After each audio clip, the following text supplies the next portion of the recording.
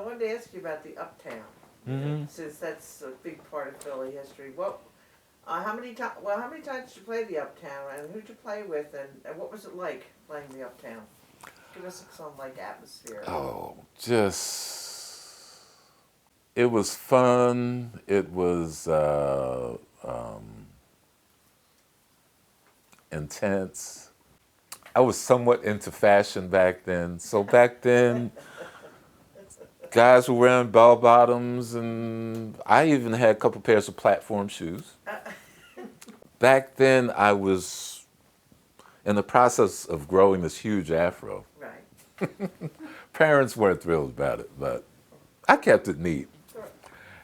I think what made the Uptown so amazing was the stage entrance was around the corner on this little street called Carlisle Street. So you go to the stage entrance, and anytime there was a show, there were all these people, mainly females, waiting to meet whoever's on the show.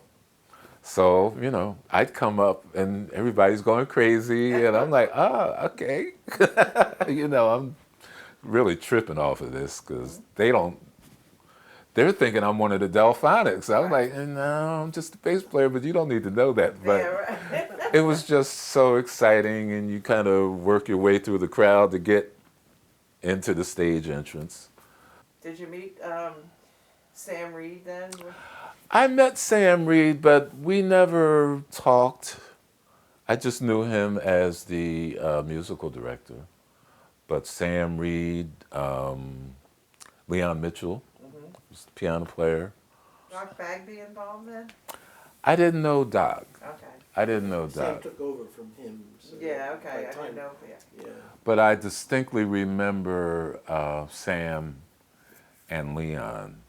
So you didn't play in the house band? No. You were part of one of the groups That that they accompanied brought. one of the... The two groups I recall playing with there are Brendan the Tabulations and the Delphonics. I think I might have played there with Blue Magic as well. That was a good group too. Yeah. That was during a time when the R&B was wearing on me because it wasn't challenging anymore. Initially you're enjoying playing the rhythms with the drums, and after a while it's just like I didn't realize I was up to a bigger challenge. Right. Is that when you like transitioned? You got the audition, or how'd you end up with Mongo Santamaria? I didn't know it at the time, but a fellow I went to high school with, who I highly respected, Alfred Williams, who was a really great tenor player, happened to be Mongo's musical director at the time. So he called me one day and asked me if I would audition, and I said sure. In the meantime, I started researching some of Mongo's stuff. Now, I knew Mongo from Watermelon Man and his pop hits, but I didn't realize that he had these other songs that were considered Afro-Cuban, or some even called salsa. And when I started listening to that, I'm thinking, oh, I don't know if this is going to work, because Huge change. That's fundamentally different, yeah. fundamentally different. So I'm going through maybe 5 or 6 years of kind of secure playing, feeling like I know what I'm doing, to all of a sudden not being that sure. And so the fun is gone now. I'm like, wow, this is just a sheer challenge. This isn't even fun. It's like, can I actually play this? And I went up to New York, and What year is this now? this is, I want to say 77. I went up to a rehearsal studio where the Mongo's group was rehearsing, and I think there were about 3 or 4 bass players auditioning. And of course, I was the only black guy. The others are Latinos. So I'm like, they got an unfair advantage. This isn't right. But anyway, and I was one of the last ones to audition. So even though the room was supposed to be soundproof, I could kind of hear how the group sounded. The other guys they sounded pretty good to me. I'm thinking, wow, this is the first time I felt defeated doing something I thought I loved. I was like, oh my God. So anyway, I go in. To my luck, they called a ballad, which I nailed. Played it with feeling and everything. Right. They called it's called a bolero. It's a Latin slow tune. Nailed it. And then there were a couple fast ones that I guess I got through. Long story short, and I think because of the influence my friend had on Mongo, Right. I got the gig. I was amazed. I was like, are you serious? Because these guys were on another level musically, because I'd always played with mainly rhythm sections, drummers, piano, percussionists, maybe a horn player, and every now and then we do shows where there were arrangements. In fact, I wrote some arrangements for a guy named Major Harris. Oh yeah. We had 2 or 3 horns at one time. But the guys in Mongo's band, I was just amazed. Just great musicianship. The horn players were playing in tune. They're playing the right notes, the rhythm section. So that's what kind of encouraged me to stay with that challenge. I was still kind of scuffling with how I was tuning my bass at the time, because it was a little different. And then trying to play this different kind of music. So more challenge than fun. But the fact that I felt like I was associating with musicians who would help me improve, Right. I felt like this is worth going through the challenge. Yeah. You didn't come up like the traditional jazz route, like learning jazz early on.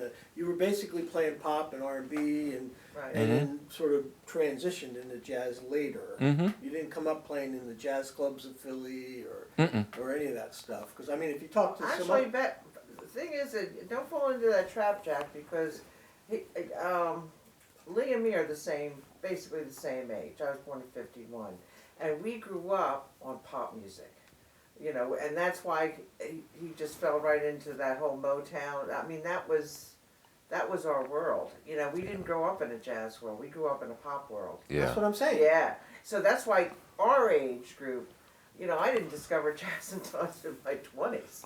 Yeah. That's exactly the point I'm getting at. Yeah, oh, okay.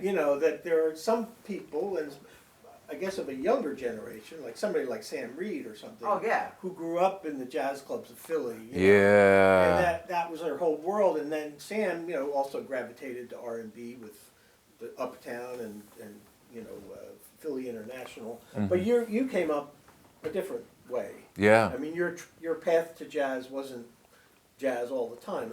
It wasn't. I wasn't exposed to jazz. Right. You weren't listening to Charlie Parker at No. 15 years It old. wasn't on the radio. Yeah, That's right. why. It wasn't until I moved to New York and I'm working with these incredible guys who are telling me about Train and Charlie Parker and they're explaining things to. These guys were so patient with me because I really felt like I wasn't ready to just like fall in there and do the job that I wanted to do.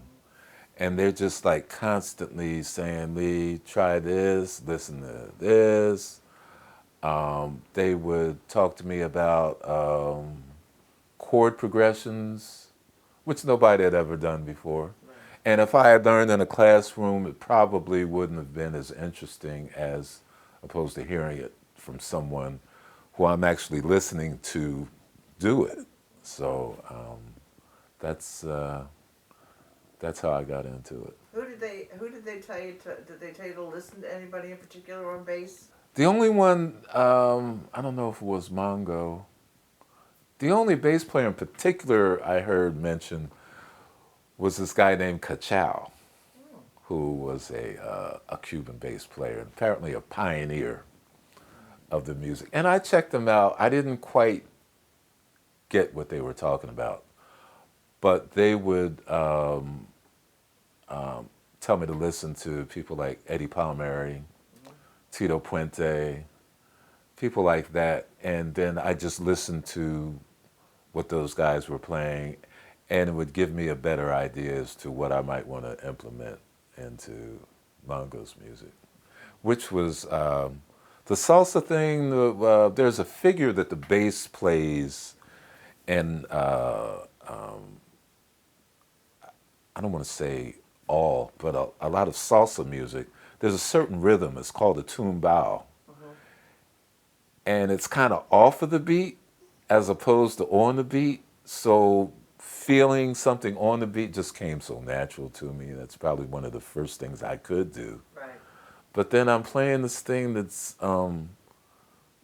it's kind of off the beat a little bit, and when I would hear it, it would sound good, but when I would try to play it, I just wasn't really feeling it. So I went through that period for a while, and I could tell Mongo was being a little patient too. All right, so we're moving out of the Mongo Santamaria period, and now you're back in town. Back in town, initially, I didn't come back intentionally. Right. I lived in New York for 5 years during the period when I was working with Mongo, and I used to come back home every Christmas holiday around this time, every year to help my parents put up the Christmas lights. Well, one year they had moved from West Philly to Yeadon, Delaware County, so they're in like a new house, and I came back to help them do their lights again. And this time they really needed me because my mom was starting to get ill. My dad was wearing himself out trying to take care of her. So I happened to have a couple weeks off, and I spent that time with them instead of running back to New York. And while I was there, a guy calls me, and his name is Milton Sealy. I'm like, okay, what do you want? And he said he got my number from a guy named Howard Cooper, who was Christian's uncle, great uncle. Anyway, he said, I got your number from Howard Cooper. I'm looking for a bass player because I'm scheduled to play at the grand opening of the Trump Plaza in Atlantic City. So I'm like, okay. And he told me initially the gig is booked for, I think, 6 weeks.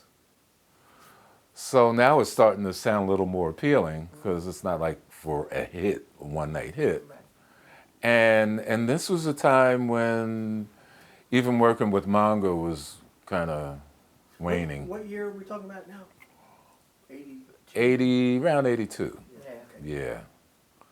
Because having been with Mongo for as long as I had been, guys had come to the band, going through the band, moved on to other things. I'm feeling a little stagnant. Right. Long story short, I just kind of moved back to the Philadelphia area, which was an ordeal in itself. But I met this guy, Milton Sealy, and I liked him. Forget about his playing anything, great piano player. Right. And singer as well. But I just liked his spirit. He was like, he was a few years older than me, and he was like a big brother that I kind of wished I had, even though he was actually kind of short, but he was older, so. So he's playing these songs that most I didn't know, jazz standards.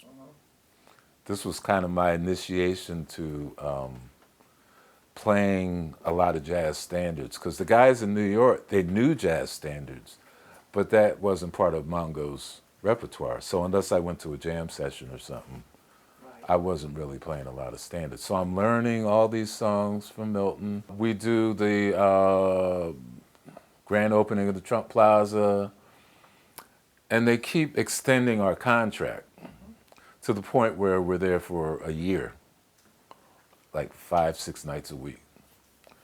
And they really liked Milton. He was a good entertainer. He kind of reminded me of Nat King Cole, in the sense that he sang really well, he played really well, and he was very engaging with the audience, and they just loved him. So our contracts kept being extended, not only in duration, but to other casinos.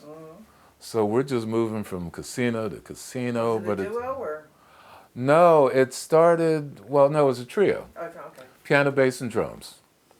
And we're just like working all the time, to the point where commuting was really wearing me out, because I was driving back and forth every night. Right. And we ended up renting a house in Margate so we wouldn't have to drive so much. And I worked with Milton, I don't know how many years it was, but it was a few years, and it was a time where a lot of musicians were actually migrating to Atlantic City because there was so much work. I was meeting guys who moved from Vegas because there was actually more work in Atlantic City than there was in Vegas. And then I remember meeting great musicians from the area for the first time. Steve Beskrone, I remember, from Atlantic City, Chico Huff, the late Wilby Fletcher. All these guys, they're part of that scene that I would run into and cross paths with. So, and my jazz standard repertoire is constantly growing. So anytime I would do maybe another jazz gig with somebody else, and they're doing standards, got to the point where I was usually familiar with what they were doing. Now what, again, you're going, like you went from the R&B to Mongo was the transition. In a way, this is another transition from Mongo to, what you're playing, the American Songbook, and you're doing a jazz trio. Now, what were some of the major things that Milton had to teach you to accommodate him? Well, besides learning a new repertoire, just the configuration, because I went from the R&B kind of stomping rhythmically to the with Mongo, it was usually either a sextet or a septet. So I'm playing my role basically as a bass player. With the trio, not only did I feel like my playing was more critical because there were just three of us, but now people want me to play bass solos. I'm like, really? Okay, so at that point, I really had to get into the different chord progressions and learning how to navigate through these songs so I could play a decent solo. And I've always had a good ear, but this is at a point where I'm starting to listen to jazz. So I'm listening to guys like Ray Brown and Oscar Pettiford, and I'm like, wow, I never thought that bass players were actually doing what they're doing. So that was my first experience of not just learning standards, but kind of learning how to approach a jazz bass solo. Or not even jazz, but just the solo in general, because it's all based on, progressions. But you're still not playing anything like, Coltrane or any, I mean, it's just very traditional. No, Milton. Oh, he did? Oh, he was all over the place. Oh, okay. Yeah, I was just gonna ask you about the collective improvisation and like a trio or even a duo, that depends on that. And sometimes we did play as a duo. Yeah. In okay. which case, it was with Mongo. I mean, I'm sorry. It was with Milton that I actually started playing primarily upright bass, because he said with what we're doing, I think you'd sound really great playing the upright bass. Back in the 70s, there was this period where, I guess a fusion period, where the electric bass was kind of Right. accepted in a lot of situations where it normally wouldn't have been. So that's kind of where I fit in. With Milton, it was more of a traditional approach, but he, as far as what he played and how he played it, it could have been different on any given night. Instead of playing a song in 4/4, he might have played the same song in 3/4, which I found so fascinating. I just never thought of approaching material like this. I always felt like a tune is a tune, and this is how it's played, because that's how we would do it with the R&B. Right. But now they're taking these liberties, and I'm like, wow, this is really. It just kind of piqued my interest even more, So, and Milton, I think, was the first person to expose me to that kind of freedom.